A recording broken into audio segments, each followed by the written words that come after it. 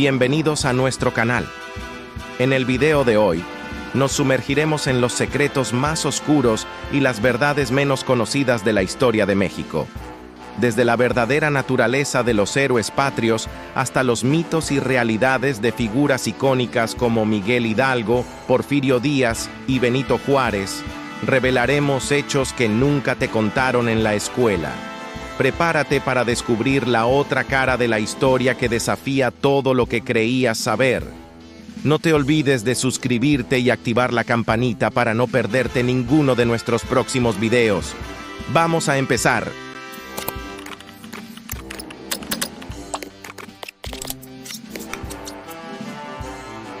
Y el altar que tú le pones a tus muertos el 2 de noviembre lo ponían los españoles desde el siglo XIV.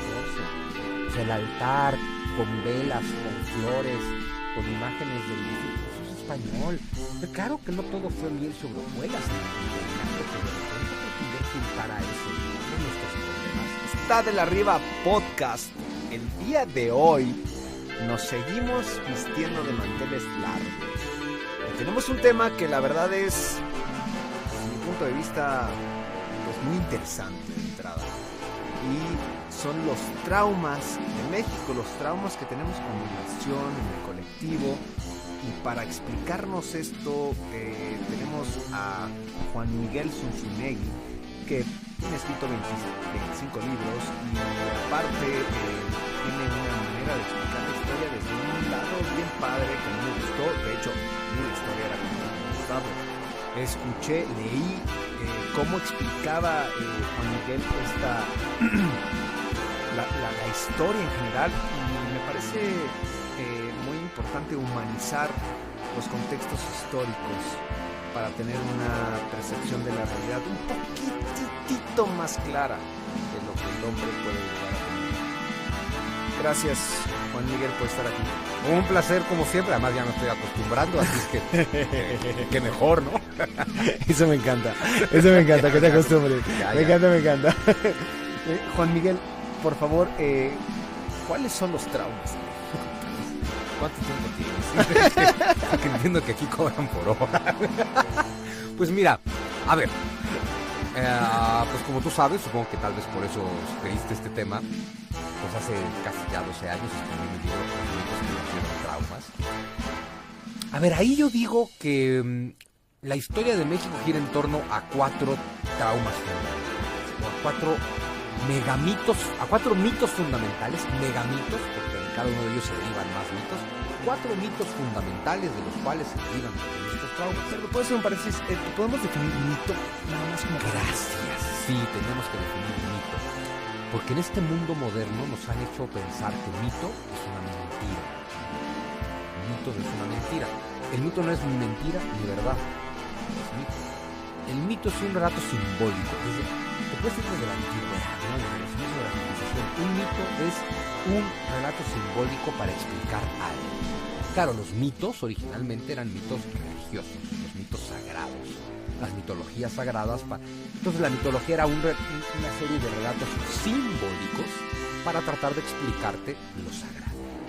Ahora, desde que va surgiendo el nacionalismo a partir del siglo XVIII, XIX, XX hasta hoy, a ver, el nacionalismo es como una religión en torno al Estado en lugar de en torno a Dios, entonces también generó mitologías. La mitología nacional, eso es lo que llamamos historia nacional, no importa en qué país estés, no importa si estás en Francia, en Estados Unidos, en España, en India, donde estés. Cuando te hablan de historia nacional, están hablando de mitología nacional. Es decir, historia sería, estos fueron los hechos fidedignos que ocurrieron y formaron nuestra patria. Mitología este es el relato que nos contamos para explicar y fundamentar nuestra patria hoy. Entonces el mito es eso, un relato simbólico que busca dar explicaciones. En ese sentido, México, según yo, gira en torno a 4 mitos fundamentales. El primero, yo lo denomino el mito del indígena. El mito del indígena mágico es fundamental para sustentar el siguiente mito, que es el mito en el que se sustenta toda nuestra triste historia, que es el mito de la conquista. Y luego vienen otros dos un poco menos importantes, pero que son necesarios: el mito de la independencia y el mito de la revolución. ahorita vamos a ver por qué digo que son mitos, porque ni independencia ni revolución tuvimos en este país. El mito del indígena mágico es fundamental para sustentar el mito de la conquista, porque el mito de la conquista, tú te lo sabes, yo no lo sé, todos lo sabemos. Es esta historia que nos hemos venido contando por lo menos todo el siglo XX, a lo que llevamos del XXI de aquí, en Mesoamérica, que le llamamos México, porque tenemos la idea de México de historia, tal cual es mentira. México existe a partir de 1821, antes de esto nada se llamaba México, pero ya sabes, esta idea de 3000 años de historia, y aquí antes todos éramos aztecas, todos éramos indígenas, mesoamericanos, y ya sabes. Perdón que te diga, pero hay una idea de que los aztecas eran los que predominaron la historia de Mesoamérica cuando solo estuvieron 200 años. Que es lo primero que hay que tratar de entender. Claro, cuando hablamos de Mesoamérica, hablamos de una civilización que tiene, quizás sí, 3000 años de historia. De 1500 antes de Cristo a Tequendiclán, 1500 caída de Tequendiclán. 3000 años de cultura mesoamericana. En esos 3000 años de civilización norteamericana se desarrollan muchas culturas.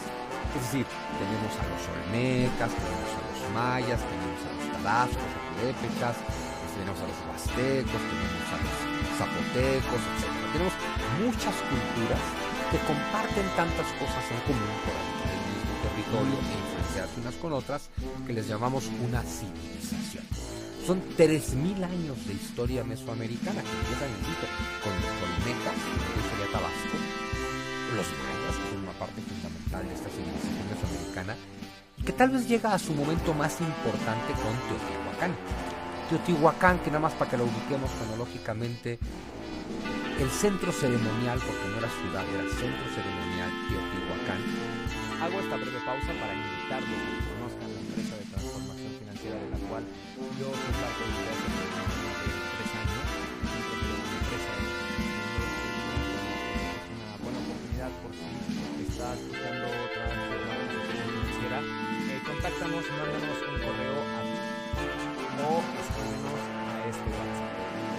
Debe de existir más o menos siglo II antes de la era cristiana. Teotihuacán, ya como centro ceremonial y ciudad que se fue convirtiendo, es la ciudad dominante de Mesoamérica, siglo IV, siglo V, siglo VI de la era cristiana. Para el siglo VII, Teotihuacán es destruido. No sabemos si fue por epidemias, si fue por guerra. Tenemos perfectamente claro que fue invadida, saqueada, destruida e incendiada. No tenemos claro ni por quién ni por qué. Pero los datos dejan claro que Teotihuacán fue saqueada, fue incendiada, fue destruida. Todo indica que por los pueblos nahuas, los hablantes del náhuatl, que no son los originarios de Mesoamérica. Las primeras civilizaciones mesoamericanas son las familias otomís, las familias otomangueras. Los nahuas son pueblos que empiezan a llegar a esta zona del mundo, Mesoamérica, a partir del siglo V, siglo VI, ya de la era cristiana, y eventualmente destruyendo Teotihuacán. Después de la destrucción de Teotihuacán, para el año 650 ya no hay Teotihuacán. Para el año 650, los mexicas ni siquiera han empezado a existir en ningún lugar del mundo. Tras la caída de Teotihuacán, los pueblos otomís y nahuas que se empiezan a dispersar tras la caída de Teotihuacán empiezan a formar diferentes ciudades en la zona del centro de Mesoamérica y la que son los que llamamos toltecas.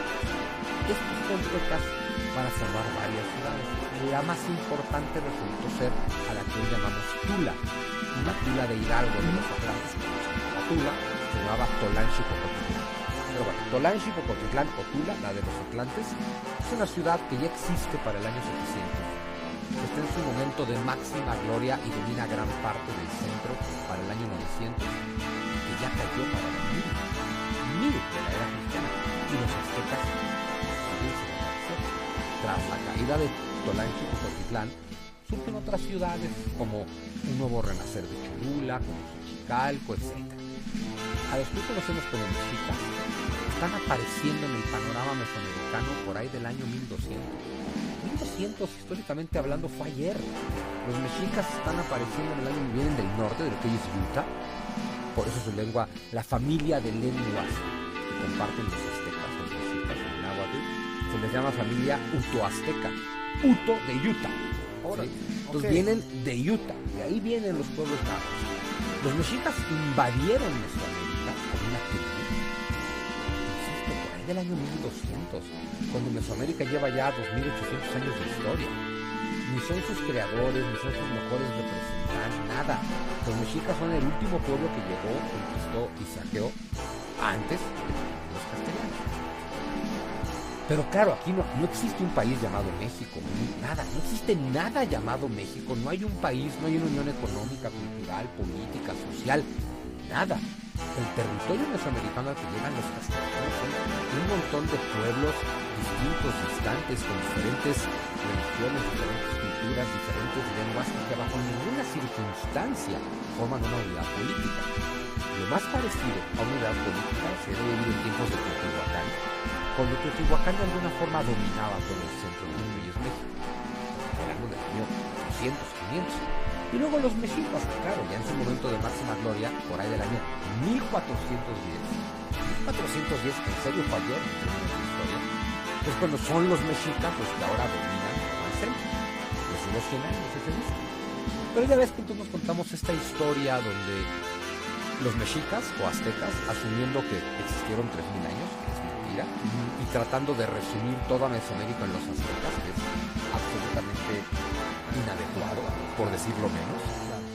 Pero ya sabes, esta teoría que todos sabemos de no, hombre, aquí ya teníamos las culturas más avanzadas del mundo, levitábamos, viajábamos por el cosmos, hacíamos viajes astrales, estábamos a punto de conquistar la galaxia cuando llegaron los desgraciados mitos. El mito del indígena mágico, a ver, es bien importante entenderlo. Claro que había culturas desarrolladas aquí, a ver, son una joya. Los mayas, que te cuento, Talbán de los zapotecas, una joya. Me acuerdo que Tenochtitlan, los mexicas, porque finalmente es una heredera de toda esta cultura. Claro que hay grandes conocimientos y gran cultura. Todas las culturas humanas son grandes. Lo que es terrible es esta idea cuando dicen, no, pero es que los mayas inventaron el cero. Bueno, sí, y también los sumerios. No. Los toltecas predecían eclipses. Pues sí, claro. Pero también los griegos, 2000 años antes.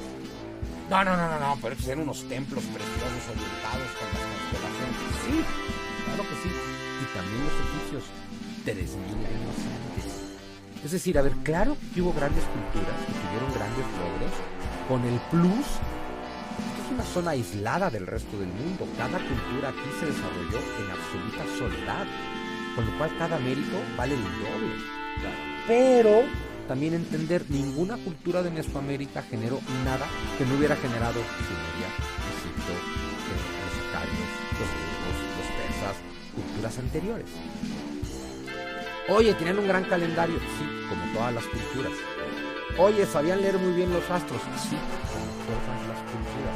Oye, construían muy bien, sí, como todas las culturas. Es decir, claro que hay grandes culturas en Mesoamérica. Solo es importante entender que no hicieron nada que no hicieran las otras grandes culturas de la humanidad, porque por más que nos choque decirlo, los mesoamericanos, concepto que no existe, Mesoamérica es un concepto del siglo XX, los pueblos, la zona que llamamos Mesoamérica,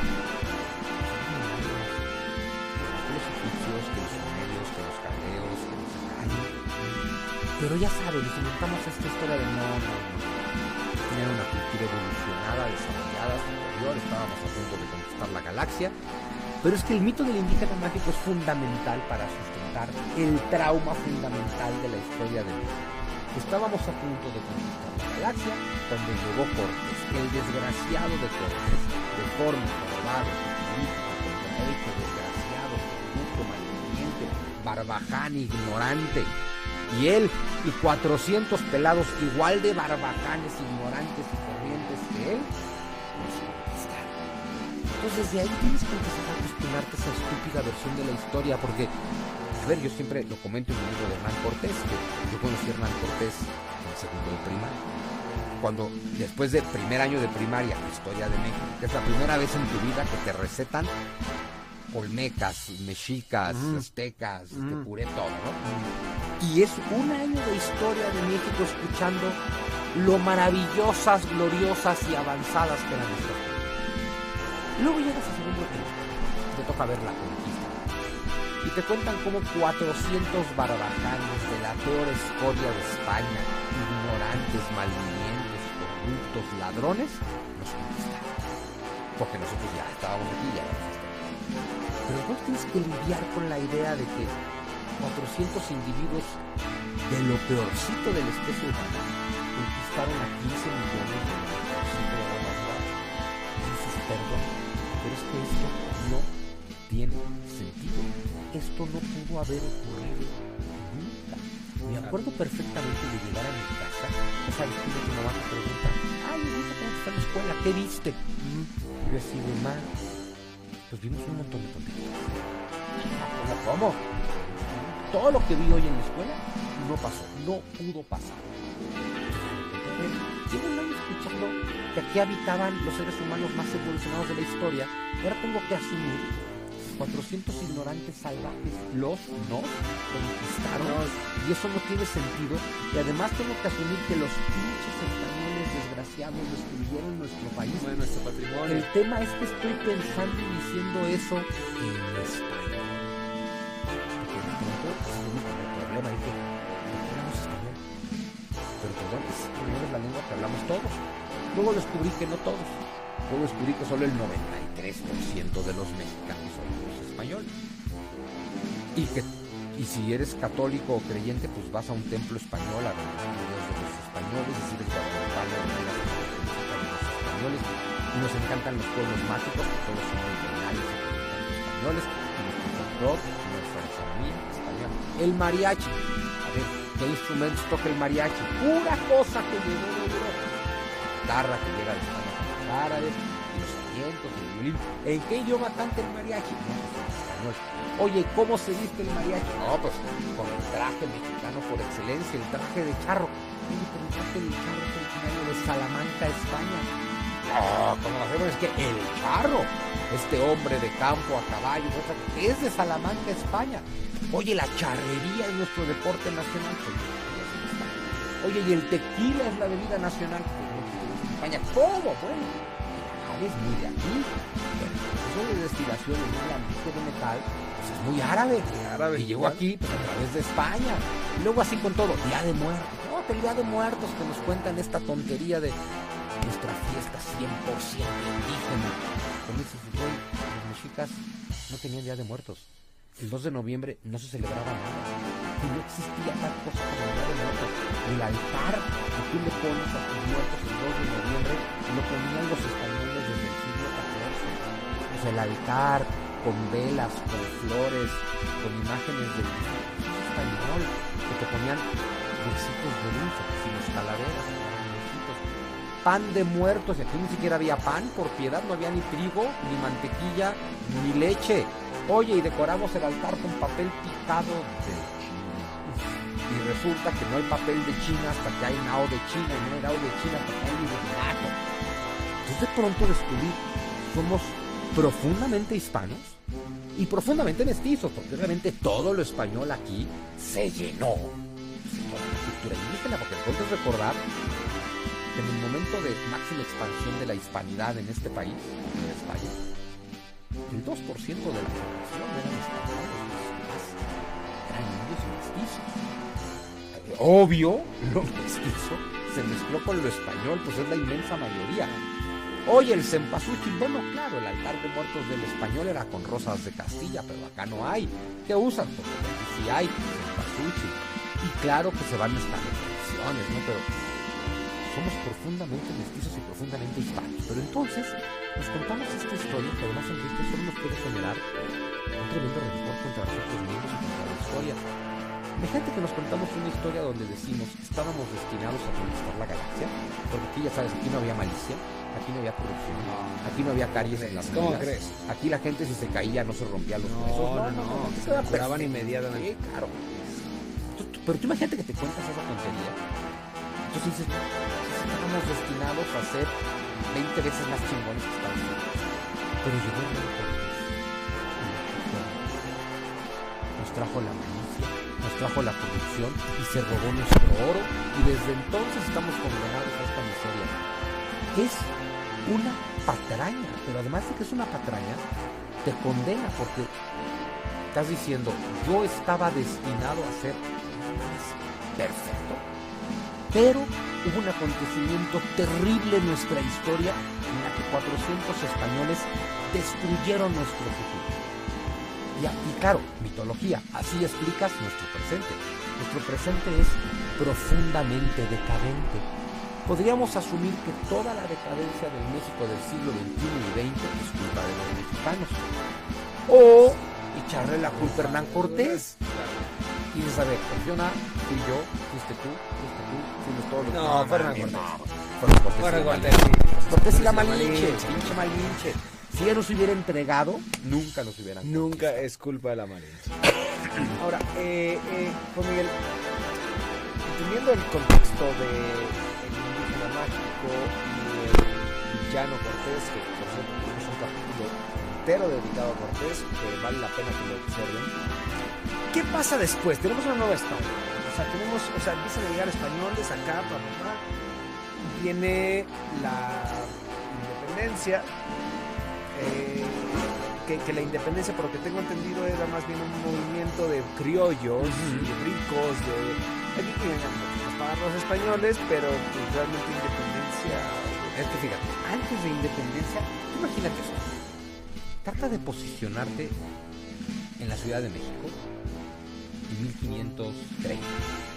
Para que nos ubiquemos, Tenochtitlan cayó en manos de Cortés en 1520. Para 1530, ¿qué tipo de ciudad hay aquí? Es una ciudad muy española, evidentemente, porque sí que han usado las piedras de lo que había para hacer sus casas, para hacer una pequeña ermita. 9 años. 9 años después de la conquista, ¿no? Entonces tienes ruinas del Templo Mayor, porque están usando sus piedras para construir. Tienes, la catedral está lejísimos de existir, una construcción de la primera en 1524. Tenemos una pequeña ermita, ¿no? Pero creo que es un paréntesis, hay un libro tuyo que es Los Cimientos del Cielo, que habla de la construcción de la catedral, que está muy bueno. Así es. Es novela en torno a la construcción de la catedral.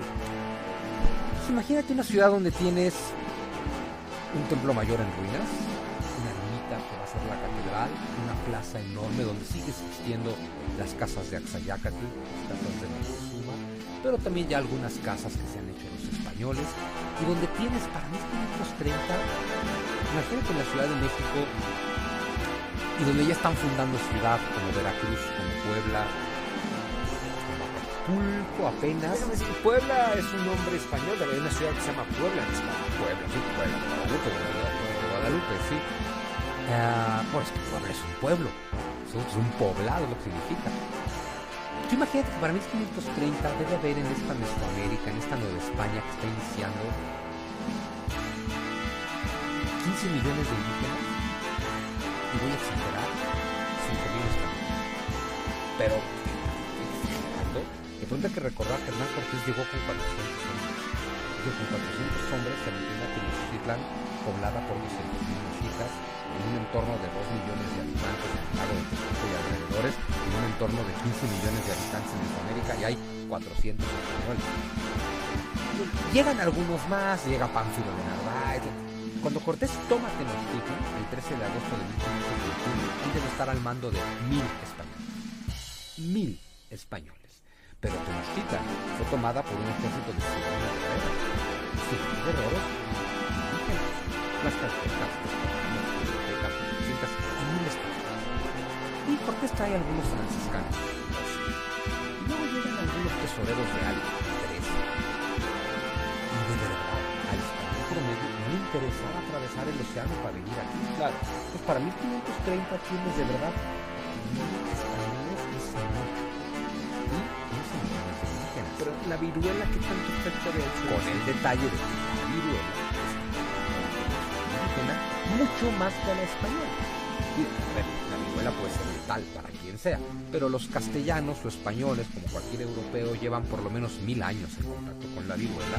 No por eso deja de ser potencialmente mortífera, pero tienes un organismo acostumbrado a ella, te puede salvar. Ese virus, en los indígenas mesoamericanos, es fulminante. Culpar eso es como decir, o sea, a mí me parece un poco absurdo, o sea, pero hay mucha gente que dice, es que ellos trajeron las enfermedades. Mira, de pronto se habla de un genocidio. Lo primero que hay que entender es que la palabra genocidio trae un concepto implícito fundamental. Cuando se acusa a alguien de genocidio, tiene que haber dos elementos fundamentales. Uno, destruir el pueblo, o intentarlo, como los judíos. Dos, es como el pecado y como el delito. Tiene que ser un acto voluntario. Quiero exterminar a este pueblo. Los españoles nunca quisieron exterminar a estos pueblos, pero llega la viruela. Pero a ver, la viruela, por supuesto, alienó al 90% de la población indígena. Y aún así, imagínate que muere el 90% de la población indígena. Por ejemplo, para 1620, más o menos 100 años después de la conquista, de unos 15 millones de habitantes que habría 100 años antes, indígenas, quedaron sin existir. Eso fue la viruela. No fue un genocidio, nunca hubo españoles tratando de matar indios, nada. Es viruela. Y aún así, esos indígenas siguen siendo el 90% de la población, porque para 1620 son 400.000 indígenas que quedan para la viruela, a 80.000 españoles. Descendientes de los que llegaron 100 años antes, no ha habido migración. Hay 100.000 mestizos interiores. Si te vas al día de la independencia, si pensamos en 1820, imagínate que esta Nueva España que está independizando tiene 6 millones de habitantes. De esos 6 millones de habitantes, 4 millones son indígenas. Sigue siendo el 60% de la población. Y de esos 4 millones de indígenas, casi ninguno habla español. Hablan náhuatl, maya o cualquier lengua otomí que hablen. Lo cual nos lleva a una cosa muy simple que hay que entender. Si para 1821 el 60% de la población es indígena y no habla español, quiere decir que nunca se impuso que España nunca impuso están contigo en todos los municipios que se habla náhuatl. ¿Te quieres ubicar aquí? Porque es náhuatl, evidente. Okay, Pepe, pero ¿en qué momento empieza a hablar la mayoría español? En el siglo XIX. A ver, esa es la catástrofe que hay que asumir. Si en 1821 el 60% de la población es indígena, y en 1921, de la primera revolución, solo el 10% de la población es indígena, quiere decir que la población indígena fue exterminada en el siglo XIX. Es decir, quiere decir que la población indígena fue exterminada por el México independiente, no por España. Por nosotros, mexicanos independientes, un siglo XIX contagiado del discurso ideológico de la época, que es el nacionalismo. Y el nacionalismo te dice, todos los mexicanos tenemos que ser iguales y tenemos que hablar español. ¿Quieres alguien que acabó con los indígenas? Porque los manda como carne de cañón en sus 10 años de guerra de los 15 que gobierna, pero además porque es Benito Juárez el que a través de sus leyes de reforma les quita sus propiedades comunales a los indígenas, y es Benito Juárez, a través de su visión nacionalista moderna, que asume todos tienen que hablar español, es el lenguaje de este país. Es decir, España nunca impuso lengua, nunca impuso costumbres. Ahora de pronto cuando nos dicen, claro, es que hay que respetar que los pueblos indígenas se rijan con sus usos y costumbres, y digo, sí, claro, pero durante todo el virreinato, los pueblos indígenas tenían muchos costumbres que los españoles no se nunca nos lo cuentan. Lo que acaba con la población y la tradición indígena y las lenguas indígenas es el México independiente nacionalista. Es el que primero no supo y después no quiso incorporar a los indígenas con su propia cultura, que es lo que sí pasaba en el virreinato. O sea, digamos que México no se puede hacer responsable de esa situación. Pues claro, mira, es muy fácil. Tú, Enrique, yo, Juan Miguel, lo que sea, tenemos un problema, un trauma, un conflicto, un complejo, un trauma, un problema. ¿Qué hace un niño maduro? ¿Qué hace un hombre maduro? Y dices, pues yo fui, deja ver cómo lo arreglo. ¿Qué hace un niño berrinchudo inmaduro? Pero no fui yo. ¿Y qué hace un niño berrinchudo en serio, sobre todo si vas a meter a ver? ¿Qué hace el mexicano? Todo es culpa de Cortés, todo es culpa de la mañana, todo es culpa del pasado, nada es culpa mía, nada es mi responsabilidad, pero lo que acaba con la cultura indígena es el México nacionalista moderno del siglo XIX.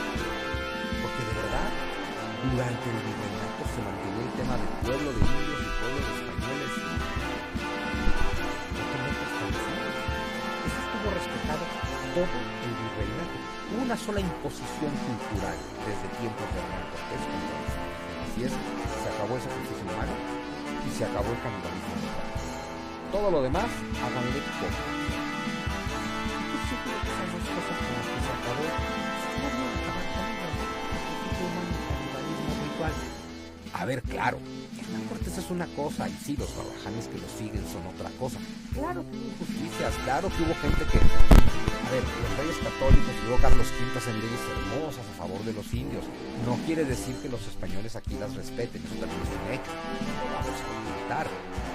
Pero, a ver, Nueva España llegó a ser el reino más poderoso del mundo en el siglo XVIII. El comercio mundial se hacía con plata, no solo de Nueva España, con plata de Real del Monte y Pachuca.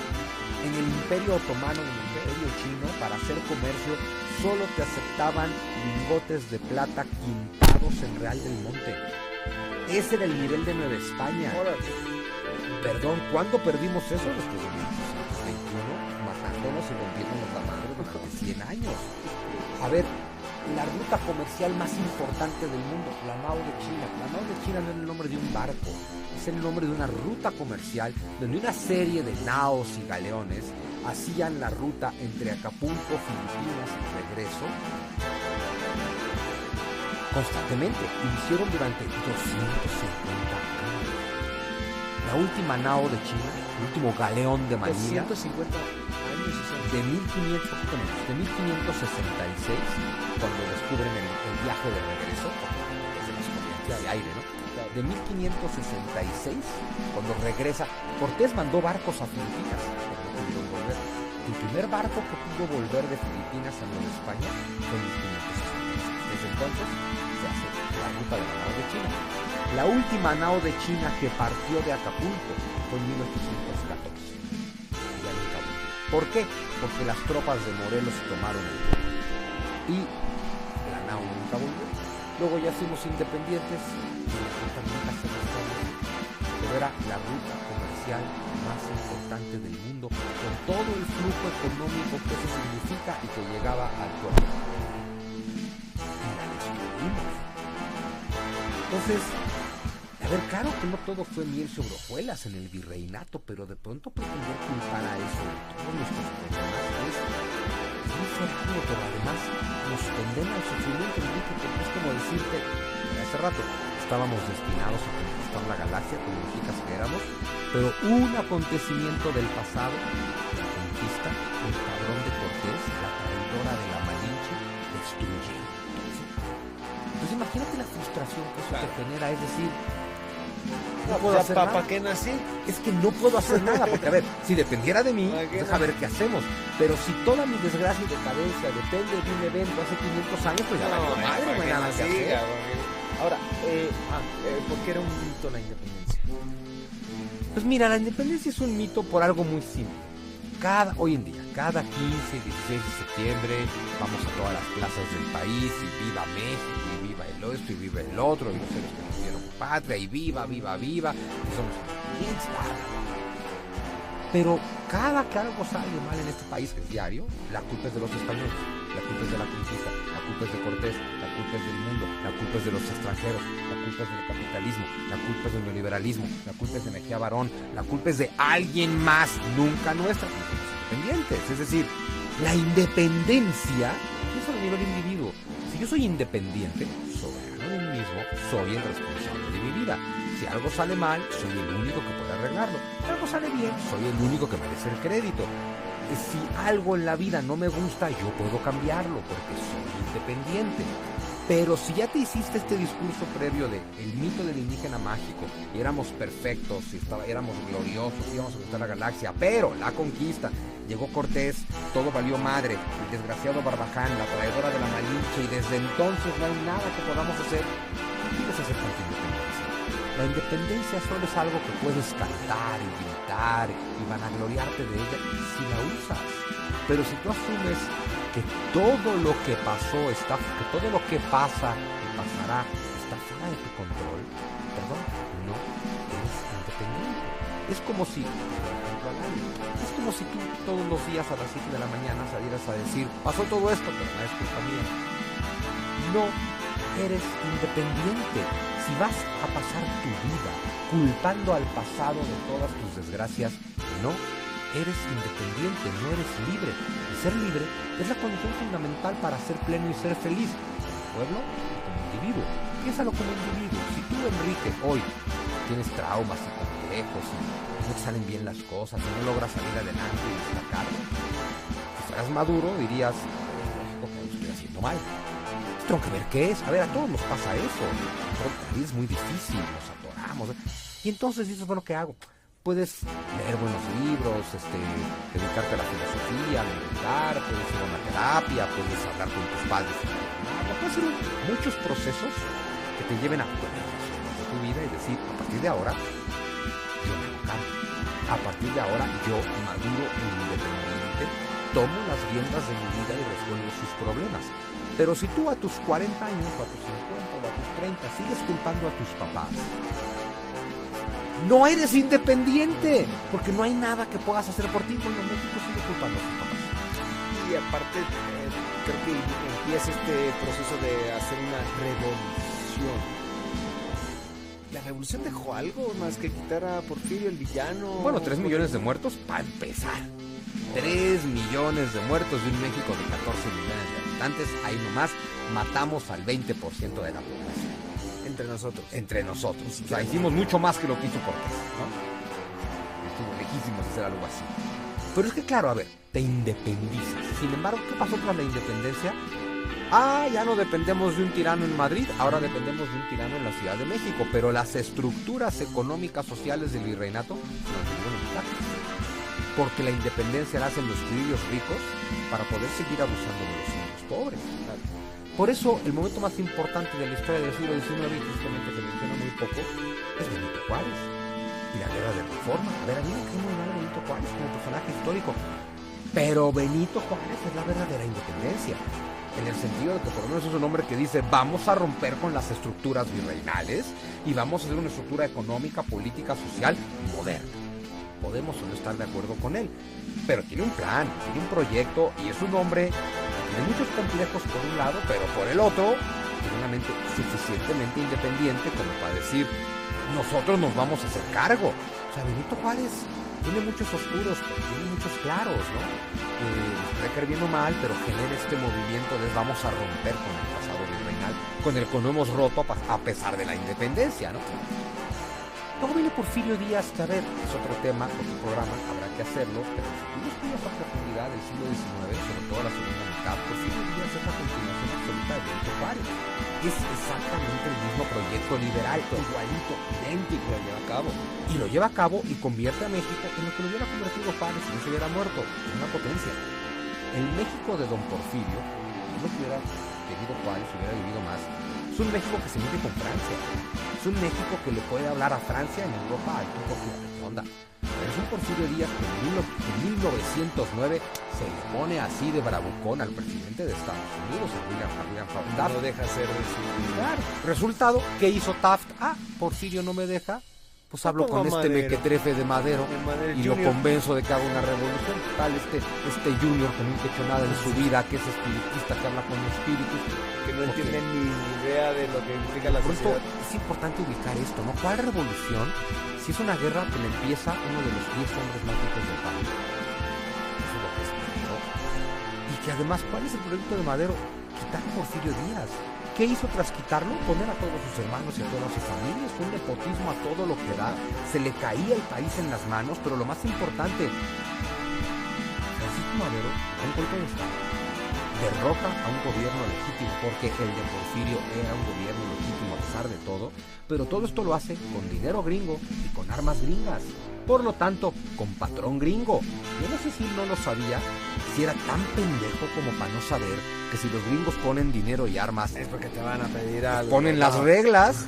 Pero entonces resulta que Madero da un golpe de Estado y derroca el orden establecido con dinero gringo, armas gringas y órdenes gringas, y por alguna extraña razón, ese güey es un héroe.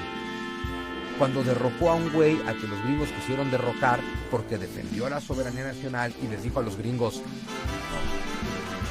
y es el malo de la historia. Señores, la verdad es que yo me podría pasar más horas platicando. Vamos a hacer un segundo episodio, otro programa de los traumas de México. Creo que es importante que esta información llegue a más personas para entendernos como sociedad, porque somos una sociedad muy individualista, muy egoísta, muy bélica, muy salvaje. Creo que vale la pena entender un poco nuestro pasado para ver dónde andamos, ¿no? Porque actuamos como actuamos. Así que nos vemos en el próximo episodio de los mitos que nos dieron traumas, porque también, por favor, Juan Miguel, ¿le puede recordar a la gente tus redes sociales? Claro, yo me encuentran en todos lados como JM Zunco, en Instagram, en TikTok cuando no está censurado, porque me censuran mucho, en YouTube, en Facebook, en todos lados soy JM Zunco. Gracias, Zunco, por estar aquí el día de hoy. Esto es Está del Arriba Podcast y síganos y nos vemos con más información.